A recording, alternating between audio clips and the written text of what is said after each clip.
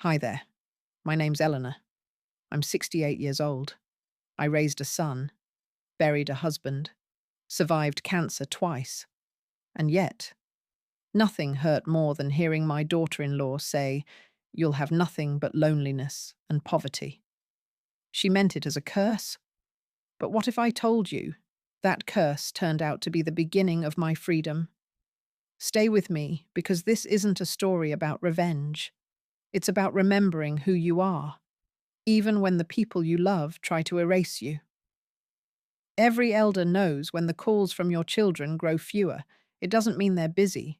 It means you're slowly fading from their lives. The kettle's low whistle echoed through the small apartment, a soft, mournful sound that seemed to fill the space like a sigh.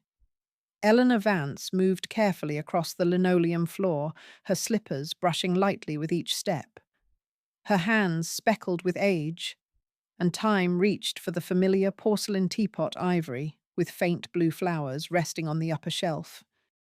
It had been a wedding anniversary gift from Richard. She hadn't used it in years.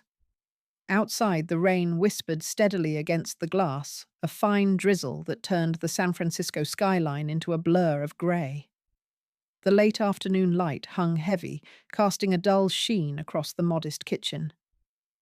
It was the kind of day when memories crawled out of the cracks and settled in the corners. She moved to the table, setting the teapot down gently, as if it still held the laughter of long-gone dinner conversations. Her fingers brushed the edge of a wooden photo frame, one she hadn't touched in months. Inside it, a faded photograph of Richard holding a camera, grinning with young David clinging to her arm. That photo had been taken just weeks before Richard's diagnosis. Eleanor swallowed hard. She opened the drawer next to her, instinctively reaching for the letters. Her fingers paused as they touched the envelope yellowed, still sealed Richard's handwriting on the front. She had never opened it. She didn't know why, or maybe she did. The phone buzzed. Not rang, just a buzz, faint and clinical. She picked it up. "Hi, Mom, just checking in," came David's voice, a little too bright. Her heart tightened with warmth and caution. "Hello, dear. How's everything busy?" he said quickly. "We're moving to the new place this weekend. Brittany's here. Hang on." In the background, Eleanor heard her daughter-in-law's voice, clipped, decisive. "Tell her she doesn't need to worry. We've got it handled." David returned. "Yeah, so don't worry about anything, okay? We'll handle the move." Eleanor sat quietly for a moment. "You're not coming by then?" "Well, we're a bit swamped. Maybe next week?" "Of course." "All right, gotta run. Talk soon. Love you." Click. She held the phone in her lap long after the call ended. Her tea had gone cold. The photograph stared back at her. Richard smiling. David still innocent. She took a breath and forced herself to stand. Back in the living room, she walked past the upright piano untouched since Richard's funeral. The rain continued to fall. On the mantel, the wedding photo remained a faint layer of dust, dulling its once bright sheen. She picked it up and gently wiped the glass with her sleeve. Her voice almost a whisper. "I suppose the time has come when my son no longer needs his mother. It's my son's housewarming party, but I don't know what I should bring, flowers, a pie, or my dignity to shield against my daughter-in-law's gaze." The sun in Malibu fell like filtered gold across sleek marble tiles and sparkling glass railings. Eleanor Vance stood at the ornate iron gate, holding a carefully wrapped apple pie still warm. The security guard blinked at her politely, scanning a tablet. "Name, ma'am." She adjusted her scarf, slightly flustered. "Eleanor Vance." "I'm David's mother?" The guard squinted at the screen, then stepped aside. "Go right in." She entered, her footsteps quiet on the stone path leading to the towering White House that looked more like a resort than a home. Expansive windows, trimmed hedges, and a driveway lined with luxury cars. The breeze smelled faintly of salt and roses. Inside, laughter echoed. Young women in heels and designer dresses floated between champagne flutes and curated hors d'oeuvres. Music played something modern and thumping a far cry from the soft jazz Eleanor used to hum while cooking. Brittany appeared radiant in a cream-coloured dress that hugged her figure. She air-kissed Eleanor's cheeks. "Oh, you brought a pie!" Brittany beamed. "So quaint. I'll have someone place it somewhere." Eleanor smiled politely. "It's apple, David's favourite." "Is it? Well, come on. Let me give you a little tour," Brittany said, already turning on her heel. They moved through rooms of pristine decor and designer labels, imported rugs, touchscreen panels, a temperature-controlled wine wall. "Isn't it stunning?" Brittany asked, gesturing dramatically. "Quite different from your cozy little apartment, isn't it?" Eleanor nodded faintly. "It's very elegant."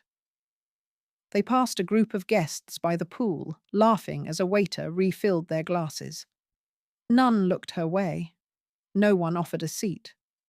The gathering shimmered with youthful ease, but nowhere in it did Eleanor belong. She found herself drifting into the kitchen, standing beside the island counter, a quiet observer amid the hum of socialites. David eventually appeared, eyes darting. He came to her, shifting uncomfortably. "Hey, Mum. Glad you made it." She gave him a soft smile. "Of course, sweetheart. Don't take Brittany too seriously," he said in a hushed voice. "She doesn't mean anything. That's just how she jokes."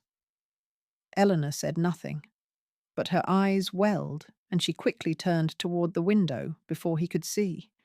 He didn't linger. She returned to her corner, invisible. The apple pie, untouched, sat at the edge of the marble counter. Later, Brittany reappeared, her tone, lilting hands clasped behind her back like a gracious hostess. "You know, Eleanor," she said gently, placing a manicured hand on the older woman's shoulder. "You should really consider that senior care home in Beverly Hills. They say it's fabulous people to care for you, make sure you're not alone. Much more than what David and I can offer. There are curses that need no blood or magic, just a sentence spoken when you're at your weakest." The party had thinned. Laughter drifted out with the guests, their expensive shoes clicking across the stone patio as they offered air kisses and hollow compliments. The sky over Malibu dimmed into a purple-orange hush. In the distance, the ocean exhaled. Eleanor stood at the edge of the kitchen island, carefully stacking dessert plates, placing forks into a porcelain bowl. No one had asked her to clean, of course not, but her hands needed something to do. Something familiar. Something that reminded her of usefulness. As she reached for a wineglass left behind, she spotted it again, the deep, navy woolen shawl she'd knitted for Brittany's wedding, the one she had poured warmth and quiet hope into. It lay forgotten and folded in the side drawer by the wine fridge. Brittany hadn't worn it in years. Probably never had. "Oh, you're cleaning." How thoughtful Brittany's voice lilted behind her sugary sweet with a sour undertone. "It's almost like you're back in your little apartment again doing dishes for yourself." Old habits, huh? Eleanor froze for a second. Then she offered a thin smile, neither agreement nor denial. Just helping out. It was a lovely evening. David entered, loosening his collar. He glanced at Eleanor, then at Brittany, saying nothing. His eyes seemed to search for neutrality, a safe shore between two tides. Brittany turned toward the kitchen window, crossed her arms, and in a voice smooth as glass said, "You know, Eleanor, you should really stop expecting things. You're not entitled to anything from us. You'll have nothing but your loneliness and your little savings. Don't expect a future in this house or in ours." The room stilled.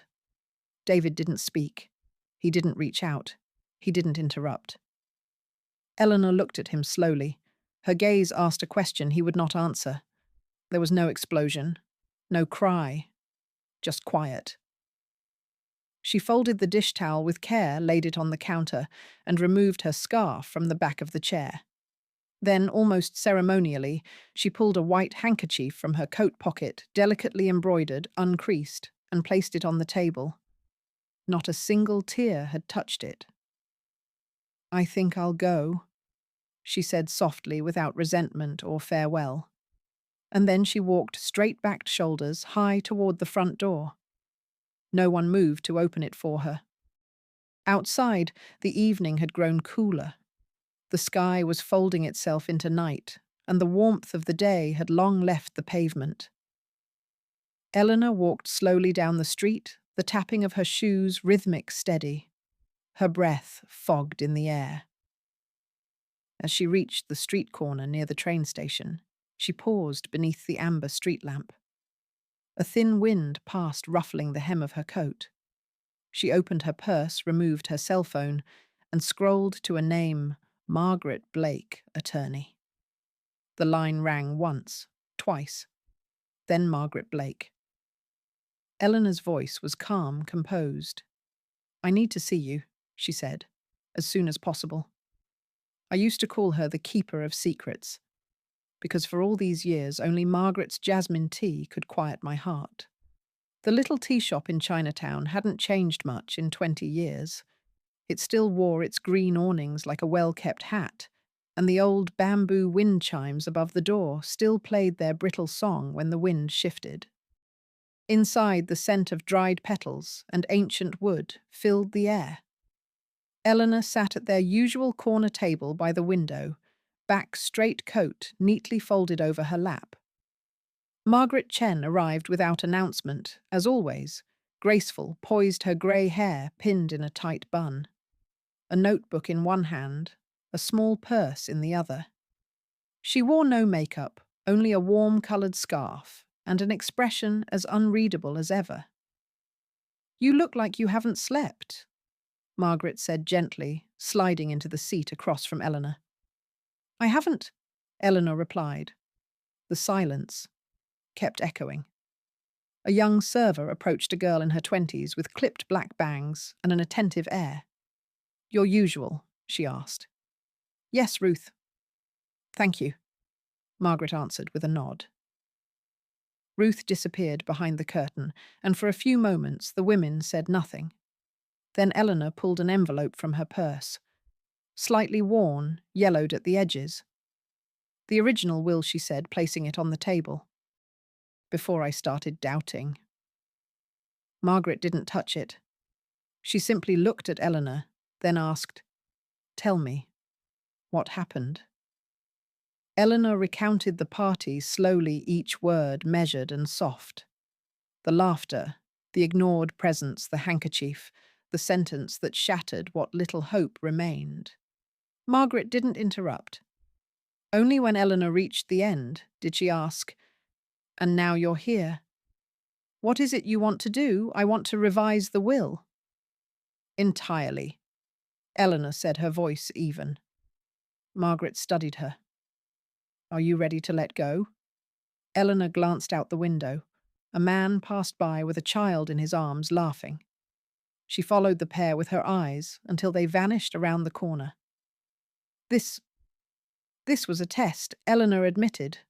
One last chance to see if they would choose me. The mother, not the bank account. Margaret finally opened the envelope, scanning its contents briefly. "You know," she said, "the law gives you freedom. But your heart doesn't always follow." "I'm not angry," Eleanor said. "Not really.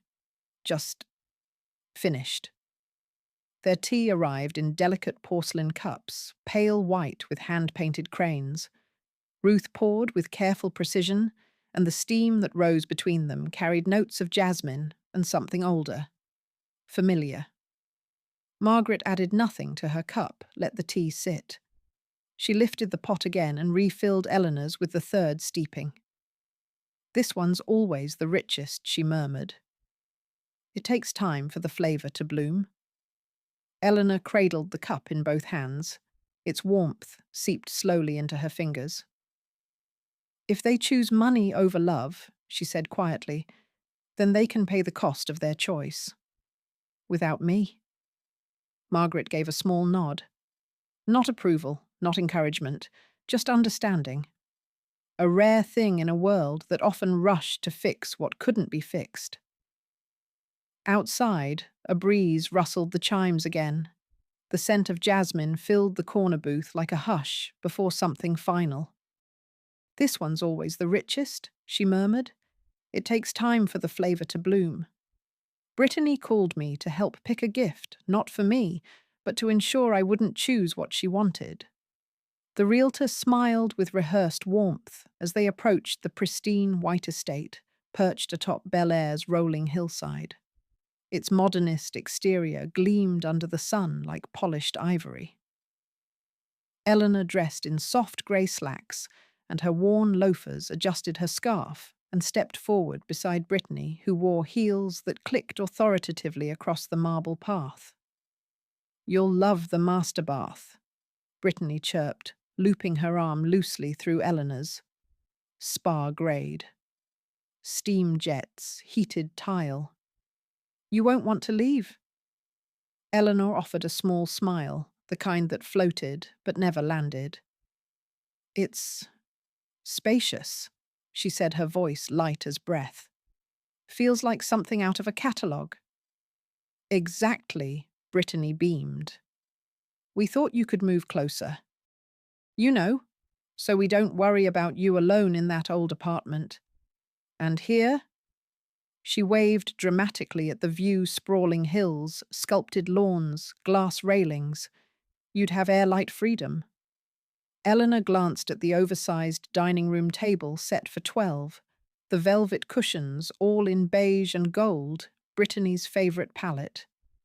Nothing in this place resembled warmth. There was no place for bookshelves, no armchair by the window, no walls lined with photographs.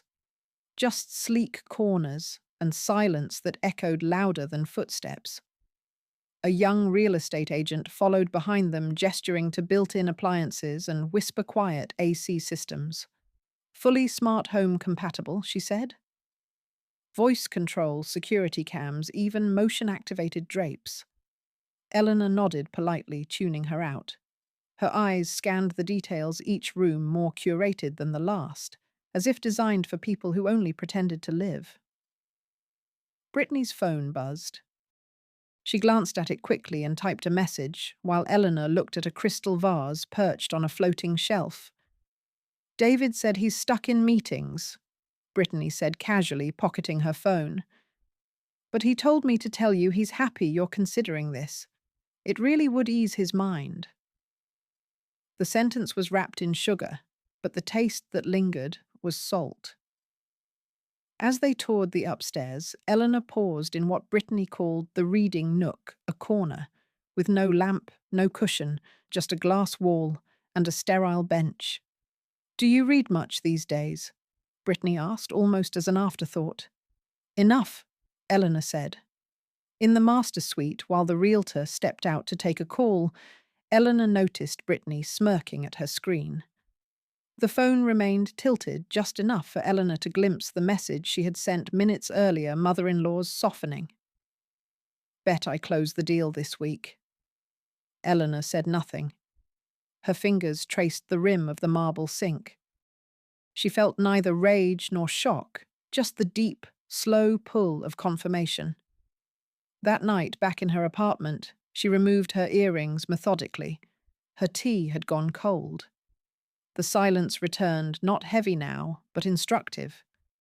She opened her laptop and began typing. Her words were short, precise. To Margaret Chen, subject Bel Air purchase. "I've decided to buy the house, put it under my name only, and ensure nothing from this transaction goes to them, not a single cent." She reread it once, then hit send. That evening, Eleanor sent an email to Margaret: "I will buy this house, but in my name, and I will not leave them a single dollar." Richard once said rosemary is the herb of remembrance. Today I planted it to remember who I am.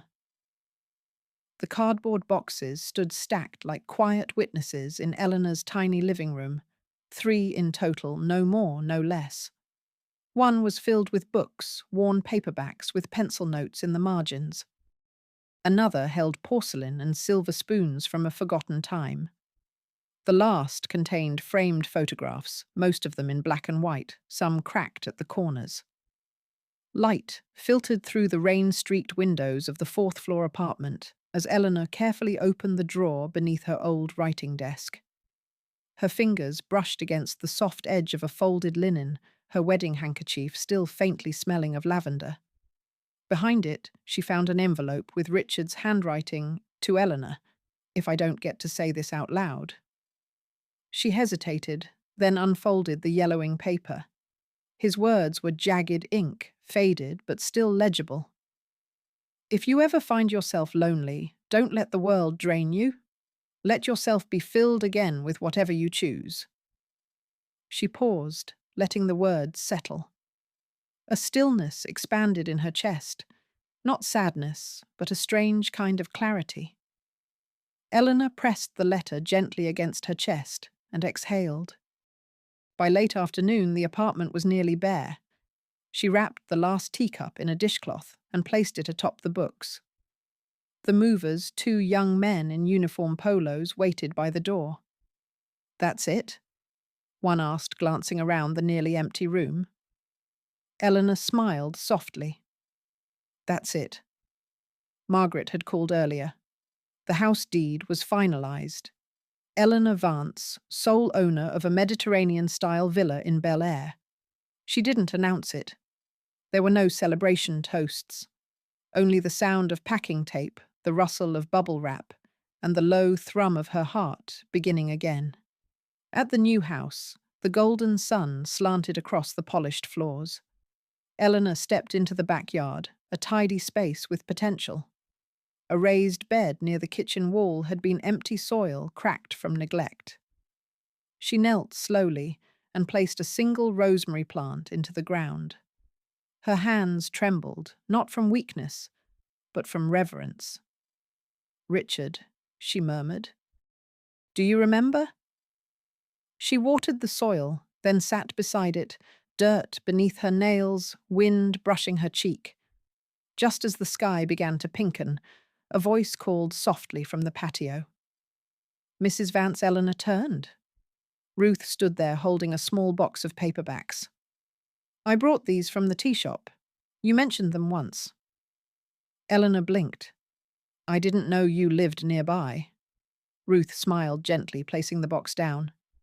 "I didn't either until I saw your name on the mailbox." She paused. "I think this place is going to need you, more than you know. Ruth said I didn't know you moved here. But I know. This place will have someone who needs you." "I didn't erase my son from the will. I only added a clause." The house was quiet that morning, so quiet Eleanor could hear the click of the grandfather clock in the hallway, the faint hum of wind brushing past the tall windows. She had set the kettle to boil, though neither she nor Margaret would be drinking tea.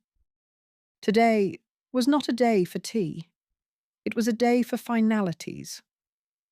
Margaret arrived with a leather folder pressed tightly under one arm. Her eyes scanned the entryway with polite curiosity before they landed on Eleanor, who stood in the living room, hands clasped.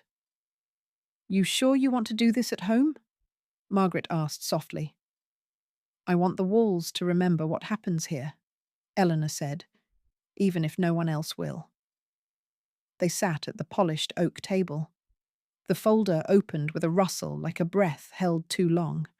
Inside, old papers, new papers, and a blue-tipped pen resting neatly atop a signature line. Eleanor took a deep breath and picked up the oldest sheet. It was the will Richard had signed shortly after his diagnosis. His script was sharp, confident. "All assets are to pass to our son, David Vance." She ran her fingers along the faded ink, the name of her son, printed with such finality. Her eyes didn't water. They focused. Margaret didn't interrupt. She waited, as lawyers often do, not out of detachment, but respect. "I'm not taking him out," Eleanor finally said. "Not his name. Just his certainty." She slid the new will closer and began to write deliberate strokes, unshaking. Clause 11. If David Vance or Brittany Shaw disputes the terms of this will, or contests its execution in any form, they forfeit all visitation rights to Eleanor Vance and her residence. Permanently. Margaret watched. Not with judgment, only with a kind of stillness that came from years of watching families tear each other apart too late. When Eleanor was done, she laid down the pen, the same one Richard had once used to sign a contract for their first home. The weight of it hadn't changed. Margaret stood closed the folder and whispered, "It's done." They didn't speak for a long while. The silence settled like a new wallpaper in the room, thin but covering everything. Eleanor stood, walked to the window, and looked out over the hills of Bel Air. The rosemary had begun to take root in the garden. "I don't want to defeat them, Margaret," she said at last. "I only want them to know I gave them the chance." "I don't want to defeat them," Margaret Eleanor said. "I only want them to know I gave them the chance. I gave them a gift, a final chance to expose themselves." The Bel Air house glowed under the soft caress of the afternoon sun, its white stucco walls catching gold between the slats of linen curtains. The scent of lavender and rosemary wafted in from the open garden windows, mingling with the faint notes of polished wood and distant perfume. It was a house that held its breath, watching, waiting. Eleanor stood by the garden gate, hands clasped behind her back, as the black SUV pulled into the driveway. David stepped out first, grinning like a boy home from school. Brittany followed, heels clicking confidently on the stone path, sunglasses perched like a crown. "It's perfect," she announced before the door even opened. Absolutely perfect. Inside, Brittany walked the rooms like a realtor selling to herself. She pointed at corners, waved her hands toward ceilings, snapped pictures with her phone. "We'll hang the antique mirror here. Maybe a grand piano in that alcove, David. What do you think about velvet drapes for the study?" David trailed behind, quieter but nodding dutifully. He glanced at his mother once or twice, but said nothing. Eleanor simply smiled. "Make yourselves comfortable," she said, gesturing lightly. They didn't ask who owned the house. They didn't ask if she planned to move in with them. They just assumed. By late afternoon, Brittany had already scheduled a contractor. "I want the guest room repainted something warm, not those sterile whites. And the smaller room," she paused, tapping a finger on her phone, "that one's perfect for a walk-in closet. My wardrobe finally has a proper home." Eleanor was in the garden, kneeling beside the rosemary fingers, sinking into the earth. She pressed a small root down, gently brushing soil over it. From the corner of her eye, she saw Ruth arrive at the gate with a paper bag of fresh bread. "I thought you might like this," Ruth said, stepping lightly into the kitchen. "Hope I'm not interrupting." Brittany barely glanced up. "No, no. We're just brainstorming. This place has such potential." Ruth's eyes flicked to Eleanor, who merely nodded and returned to her garden. There was a quiet dignity in her silence, as if she were the caretaker of a space no one else quite understood. Later, as the sun began to lower, casting long beams through the western windows, Brittany settled into the oversized armchair in the living room, one leg crossed over the other.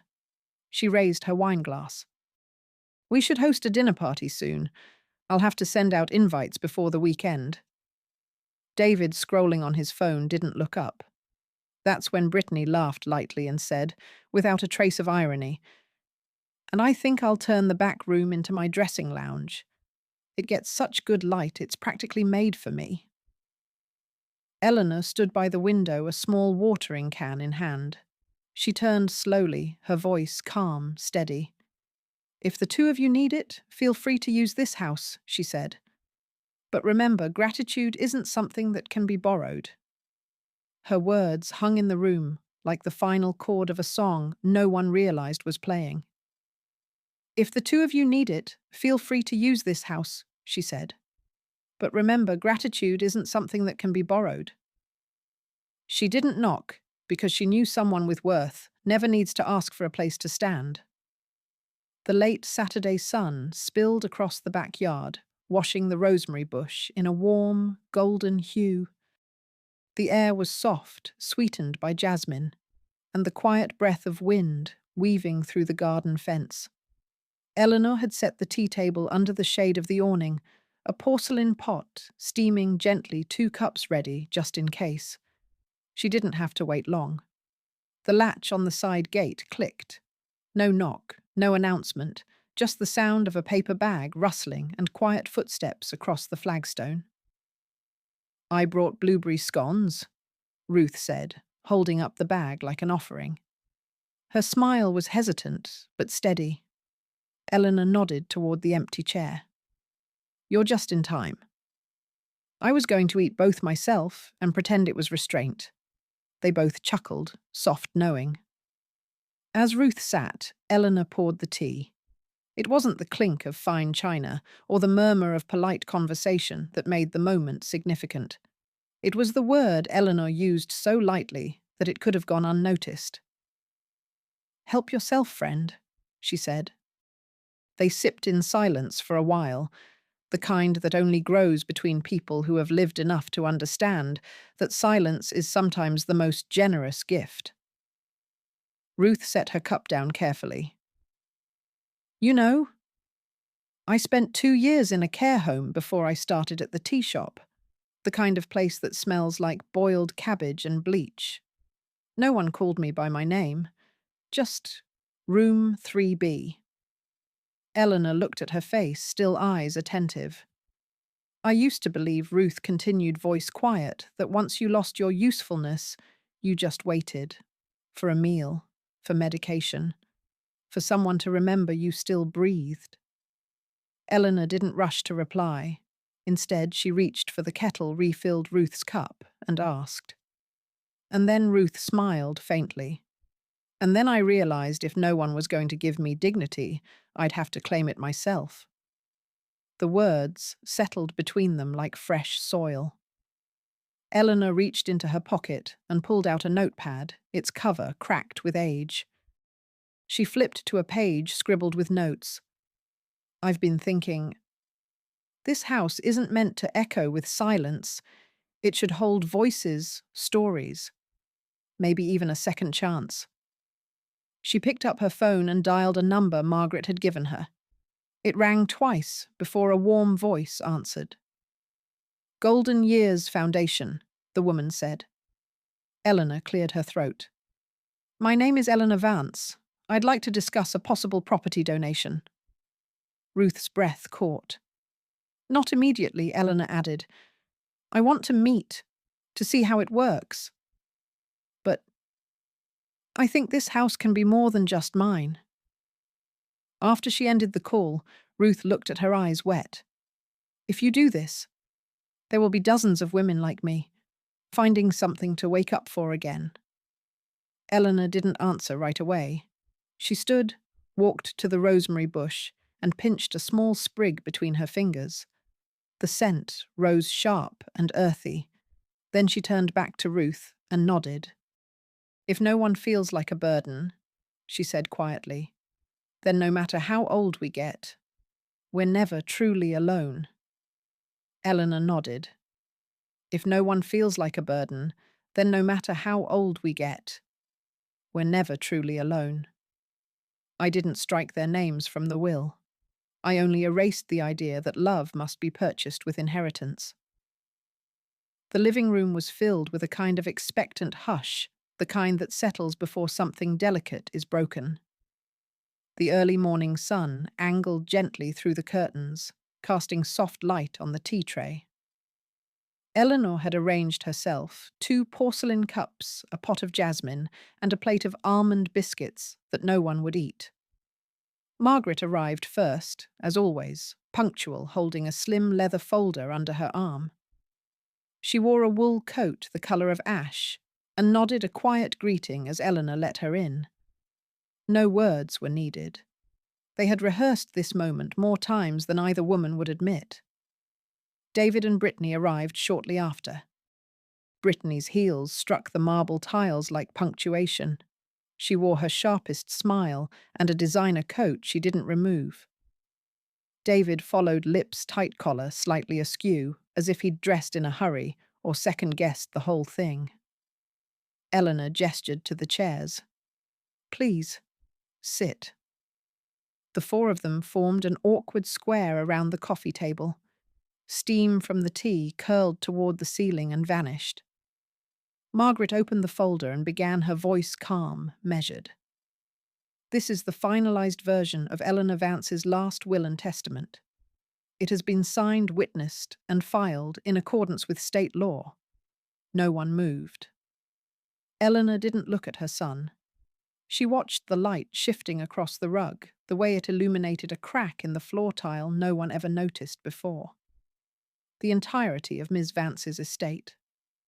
Margaret continued, including the Bel Air property, and associated financial accounts shall be donated upon her death to the Golden Years Foundation. No exceptions. The room did not react all at once. It shifted first in breath, then in expression. Brittany's smile collapsed like a paper house in the rain. What David blinked slowly, his mouth parting as if to speak, but no sound came. Margaret continued undeterred. Clause 11 appended with the full authority of the testator states, should either Mr. David Vance or Ms. Brittany Shaw dispute this will, or any of its terms, they shall forfeit all visitation rights to Ms. Vance's person or property. Permanently. Brittany's hand slapped the table hard enough to make the cups tremble. "You can't do this," she hissed. "This is retaliation. This is revenge." Eleanor's fingers didn't flinch. Her hands remained folded in her lap, her shoulders still. She turned not to Margaret, not to Brittany, but to David. Her eyes were steady. "If this is what makes you angry," she said softly, "then perhaps I was never really your mother." The words landed without force, but with a finality that echoed, like a door closing gently, but without room to reopen. Outside, the wind rustled through the rosemary, brushing the glass, as if to remind them this house listened, even when they did not. Eleanor only said one thing. "If this is what makes you angry, then perhaps I was never really your mother. I've never feared the shouting. What I dread is the silence after when I know they no longer see me as family." The front of the Bel Air house shimmered under a pale noon sun, but no warmth touched the figures gathered on the stone drive. The wind was dry, restless, tugging gently at Eleanor's shawl. She stood near the porch steps, cradling a porcelain teacup in both hands like a final relic. David turned the key in the ignition, without a word. His jaw-clenched knuckles white on the wheel. The SUV backed out in a slow arc, tires crunching softly over gravel. He didn't look back. Not at his wife. Not at his mother. Then he was gone. Brittany remained frozen, staring at the dust in his wake. Her eyes were wide, bloodshot, the kind that had not known sleep, but still refused to cry. She turned sharply toward Eleanor. "You're selfish," she screamed, voice cracking. "You've ruined everything. What kind of woman? What kind of mother does this?" Eleanor said nothing. She raised the teacup slowly, sipped once. Her fingers trembled just slightly. Then, without a word, she turned and stepped toward the front door. "Don't you walk away from me." Brittany's voice was raw, now frayed at the edges. "You don't deserve to be called Mom." You don't even deserve to be called Grandma Eleanor's. Hand touched the doorknob. And then, like something ripped from a different universe, Brittany shrieked, I aborted the second one. The baby. Because David couldn't even give me a house. You think I wanted that I had to. The wind stopped. The porcelain cup slipped from Eleanor's hand and shattered against the tiled threshold. She didn't flinch, only her fingers shook. From down the hill, tires screeched. The black SUV had halted. It reversed, suddenly swerving back into the driveway engine roaring. David climbed out, eyes locked on Brittany. You what? His voice was quiet, but it carried farther than her screams ever had. Brittany turned too quickly. Her chest heaved as if she were drowning in her own breath. You weren't ready, David. We were struggling. You never asked what I needed, you just kept. He stared at her, then at his mother. Eleanor didn't meet his gaze. She bent slowly, gathering the broken shards of porcelain in her apron. Movements precise. Her hands, now cut and reddened, didn't flinch. Brittany took a step closer, arms stiff at her sides. She did this, she hissed. Your mother turned you against me. She's the reason we're like this. Eleanor stood upright, blood dotting the linen at her waist. She looked at Brittany, not with rage, but with an unbearable calm. Thank you, she said quietly. Thank you. Because now I know I made the right choice. The words fell into the silence like a stone into deep water. Final. Soundless. Irretrievable. Behind her the house stood still and immense, its wide windows gleaming. Inside it echoed with nothing but wind and the memory of what could have been. Brittany, panting, stared, but Eleanor only said, Thank you. Because now I know I made the right choice. People think storms end with thunder, but really it's the wind whispering through an empty house that stays. The rain fell softly that night in Bel Air, a mist, more than a downpour, dusting the roof tiles and slicking the marble steps. Inside the house, a single lamp glowed amber in the living room, casting a warm pool of light onto Eleanor's open book. She didn't read so much as cradle the pages in her lap, letting the words breathe beside her. Outside, a bell rang. One chime, then another. The sound seemed to fold itself into the hush of the rain. Eleanor placed a bookmark between the pages, an old train ticket faintly creased, and stood. She opened the door without hurry. David stood there soaked. His jacket clung to his arms, hair flattened against his forehead. He didn't meet her eyes at first. She didn't ask why he was there. She simply handed him a folded towel. Come in, she said. He did. No thunder followed him. Only the dripping of water onto her foyer floor and the quiet shuffle of wet shoes against tile. They sat in the living room without turning on another light. The house didn't need it. It breathed differently now, emptier, yes, but clearer. David sat on the edge of the armchair, towel in hand. Eleanor returned to her chair, the book now resting on the table beside her unopened. She left, he said, voice thin. No note. Just gone. Eleanor poured tea. 1 cup. Then 2. The scent of jasmine rose, mingling with the petrichor from outside. I don't have anything left, he said. Not really. The house, the career, even the image I thought I was living in. It all feels fake. Eleanor didn't interrupt. She set a cup in front of him, steam rising in delicate tendrils. He took it, held it as if it were the only warm thing in the world. I was angry, he whispered. At you, at her, at myself. But I think you were trying to teach me something, and I never wanted to learn. The rain tapped gently against the windows like fingers too polite to knock. David looked at her, really looked for the first time. Do you still love me? Eleanor's gaze didn't falter. Love doesn't disappear, she said softly. It just stops being used the wrong way. For a while there was nothing but the quiet between them. Then she rose, moved to him, and placed her hand gently on his shoulder. Her fingers no longer trembled. "If you'd like to stay," she said, "then start by helping me tend the garden tomorrow." David nodded once slowly, his eyes closed. The house sighed around them, no longer waiting, just breathing. Eleanor placed her hand on his shoulder. "If you'd like to stay, then start by helping me tend the garden tomorrow. I don't need David to call me mother. I only need to know. In his heart, I'm no longer a stranger." The morning sun spread gently across the back garden, painting long golden lines on the dew-soaked grass.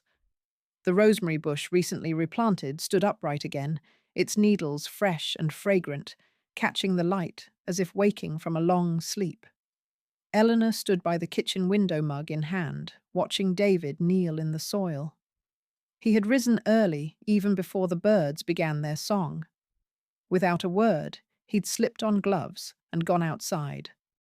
Now his hands moved with quiet intent, pulling weeds, loosening earth, tucking roots with care. His back curved not with fatigue, but with focus. She didn't go out to help. Not yet. She let the warmth of the tea touch her lips, watching the way he looked at the plants not as chores, but as something that could be made better with time and patience. They hadn't spoken much since that night. Words, she'd come to learn, often failed where gestures did not. Later that morning, she stepped out onto the porch. David looked up briefly, nodded once, and went back to trimming the hedge. The air between them was peaceful, not empty, but restful. "Do you need another trowel?" she asked finally. He shook his head. "I'm good. Just need to finish this patch. No apology, no confessions. Just dirt under fingernails and sweat on his brow." A small blue car pulled into the driveway. Ruth stepped out, balancing a paper bag in one hand and a smile in the other. "Brought the lemon scones you like," she called softly, walking toward Eleanor. "You always remember," Eleanor replied, leading her toward the back steps. Ruth's eyes flicked to the garden. She leaned in. "He's not doing it out of guilt," she whispered. "You can tell when someone's trying to fix things, or when they just want to be near what matters." Eleanor said nothing, but her eyes grew distant for a moment. Later, when the tools were washed and the soil settled, Eleanor called David over to the bench beneath the olive tree. She reached into her sweater pocket and pulled out something soft faded burgundy, the wool slightly pilled, but still whole. "I knitted this for your wedding day," she said. "Gave it to Brittany." David blinked, recognizing it instantly. The same scarf Eleanor had wrapped in tissue and offered with trembling hands all those years ago. "I found it back in a drawer," she continued. "She never wore it." He took the scarf from her hands, eyes wide. "You kept it. I'm giving it to you now. Not to wear. Not out of duty. Just keep it if you truly want to." He ran his fingers along the weave, saying nothing. That night, Eleanor sat with her book again, the lamp casting the same warm circle of light. The house was still, but no longer lonely. Her phone buzzed. David's name. His message was simple. "Want to come to the farmer's market with me tomorrow morning?" She smiled. That night, David texted, "Want to come to the farmer's market with me?" Tomorrow morning, I left the East Room open, not because I'm waiting for anyone, but so the one who needs it knows they're allowed to enter. The morning sun filtered gently through the long windows of the Bel Air home, casting gold across polished floors and quiet hallways. Eleanor stood by the entrance to the east wing, her fingers brushing the frame of the door left ajar. The room beyond was simple, soft bedding, a low bookshelf, a rocking chair beside a tall lamp. Not extravagant, just available. That morning, Golden Years sent their representative, a man named Callan, with calm eyes and a worn briefcase. Ruth arrived soon after, arms full of folded linens and her usual calm enthusiasm. Eleanor had prepared the dining room for a small meeting with a pitcher of tea and fresh scones. Everything smelled faintly of lemon and rosemary. Callan spread out the papers on the table. If you sign this, Ms. Eleanor, the East Wing becomes part of our pilot shared living program. Legally, it remains your property, but you're offering space to a resident on long-term community terms. I know what I'm offering. Eleanor said, her voice quiet but unwavering. I'm offering room to breathe. The pen felt heavy in her hand, not with doubt, but with weight, with memory, with choice. She signed. David, who had come early to help rearrange furniture, watched from the staircase, arms folded. He didn't interfere, just listened. By midday, the first guest arrived. Mrs. Gonzalez was 70, recently widowed, and had brought only a small suitcase. Her steps into the grand entry were hesitant. She blinked at the chandelier, then at the arching staircase. It's too much, she whispered to Ruth. This place is for people with lives still happening. Eleanor approached, holding out a hand. That's what we're giving back to you, she said. A little more happening. They showed her to the east room. She lingered at the threshold, not quite crossing inside. Eleanor stepped ahead, pulling the curtains slightly open. This chair faces sunrise. If you want to cry, it's a kind corner. If you want to read it, listens. Mrs. Gonzalez laughed lightly, pressing a hand to her chest. I haven't had a room of my own since my husband passed. I sleep on my daughter's couch. Tonight, Eleanor said you have your own key. In the kitchen, Ruth unpacked vegetables while Eleanor lit the stove. The scent of celery, onion, and bay leaf filled the air. You still make soup the old way, Ruth noted. Only way I trust, Eleanor replied. It fed David through high fevers and bad report cards. Callan watched from the dining room, quiet but visibly moved. This isn't just shelter, he murmured. It's dignity served warm. Eleanor stirred the pot in silence. Outside, dusk settled with slow, golden patience. The east room's light switched on for the first time, not by Eleanor, but by the woman inside. Eleanor didn't knock. She stood by the door just long enough to hear the rustle of a suitcase being unzipped, the quiet exhale of someone adjusting to comfort. Then she turned and walked back toward the kitchen. Steam from the soup, curling in the air, like old memories rising. Dinner was served at the small round table in the sunroom. Eleanor, Ruth, and Mrs. Gonzalez sat together, 3 women, 3 lifetimes of pain and perseverance. The conversation was light. Ruth asked about favorite songs. Eleanor offered stories of her failed attempts at baking. And Mrs. Gonzalez spoke softly of her husband, how he'd hum lullabies even when no one was around. It's the first time in years I've heard someone laugh over soup, Mrs. Gonzalez said, setting down her spoon. Her eyes misted, but she didn't cry. And the first time in longer that it was my own voice. Later, when the dishes were washed and Ruth had gone, Eleanor walked the hall alone. She paused by the linen closet, folded one more blanket for the next guest, no one yet assigned, but anticipated. In the living room, the rocking chair creaked. David sat in it now, a book on his lap head, bowed not in shame but in thought. Your guest settling in all right? He asked. She found the light switch on her own, Eleanor said. That's a good start. He nodded. You think this will work? People living like this? I think Eleanor said that people don't stop needing to be chosen, no matter how old they get. The wind outside rustled the rosemary. Its scent lingered through the house, subtle and persistent. Before she went to bed, Eleanor returned to the east room. She didn't go inside, just placed a small note on the door.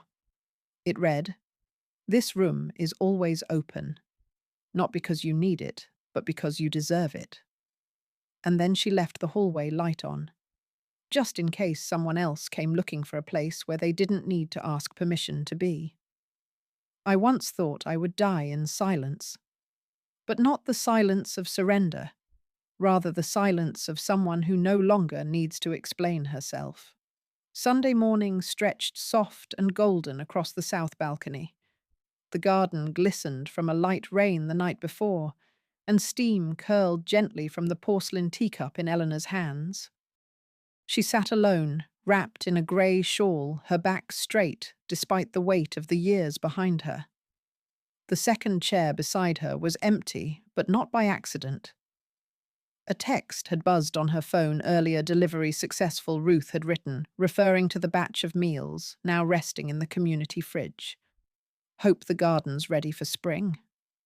Eleanor smiled, but didn't reply. Below, through the balcony rails, David moved quietly. He was cleaning the glass doors of the sunroom, using long measured strokes, his breath fogging the edges only briefly before vanishing. He hadn't asked to do it, hadn't offered any justifying words. She had not asked for any. Instead, Eleanor had risen earlier than usual and prepared 2 cups of jasmine tea, one for herself, and one she left on the low table beside the empty chair. The steam still curled from its surface, inviting unclaimed. David glanced up at some point, spotted the cup. Their eyes didn't meet, but his shoulders paused, softened. He made his way up the stairs, each footstep heavy, though not hesitant. When he reached the balcony, he stood for a long moment. His eyes rested on the second cup, then shifted to Eleanor's face. She didn't speak, neither did he. He sat down. They sipped in silence. The kind of silence thick with things understood, but not aired. Birds rustled in the nearby fig tree. Somewhere inside, a clock chimed the half-hour, but no one moved. The tea's aroma mingled with the scent of rosemary wafting from the garden below. Eleanor took a slow breath, exhaled, letting the steam warm her lips. Then David spoke, his voice a hush, barely louder than the breeze. If one day I deserve it," he began, "would you let me plant another rosemary bush next to yours?" She turned her head slightly, her expression unreadable at first. Then she nodded just once. "But remember," she said, her voice low and steady, "don't plant it to make up for anything. Plant it so someone will remember you, the way you remembered me."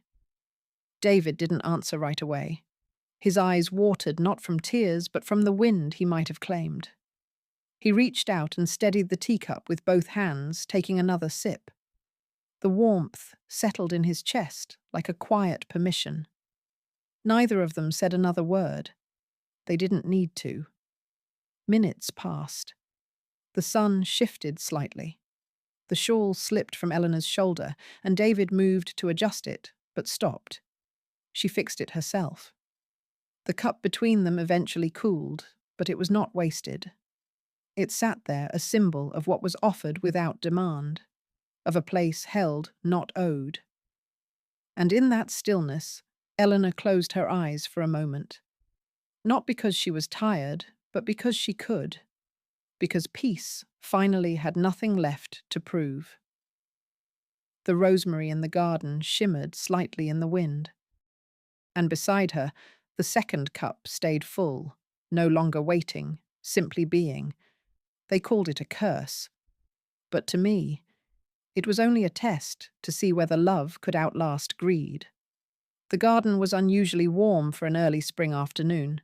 Sunlight settled gently across the lawn of the Bel Air estate, where folding chairs had been arranged in neat semicircles facing a small wooden podium beneath a trellis of jasmine. A few paper lanterns swung lazily in the breeze, catching golden light like blessings strung above the crowd. Guests, many of them older, arrived in slow-moving pairs or with caregivers in tow. Some leaned on canes, others held hands like they hadn't in decades. Their chatter filled the air, not loud, but full of soft curiosity and quiet relief.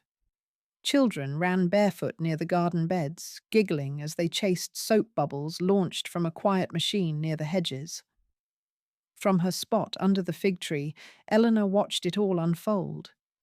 She wore her usual soft cardigan and slacks a thin scarf at her neck, and a porcelain teacup in one hand, steam curling upward in tender spirals. The cup was older than most things she owned, now a remnant of a different era. The tea inside smelled of jasmine and peace. She did not speak. She did not step forward. And yet she belonged here more than anyone. Near the podium, Ruth stood with a folded sheet of paper in her hand, glancing once toward Eleanor before stepping forward. She tapped the microphone lightly, then cleared her throat. If a house can bring someone back to life, Ruth began, voice firm but warm, then this place is a miracle. A wave of applause broke over the garden, gentle, polite, but not hollow. Ruth continued her words, painted with feeling rather than grandeur. She spoke of the Golden Years project, of building dignity through choice and space, of giving back the right to be needed, not pitied. Her hands moved as she spoke, alive with conviction. Eleanor's fingers tightened slightly around her cup.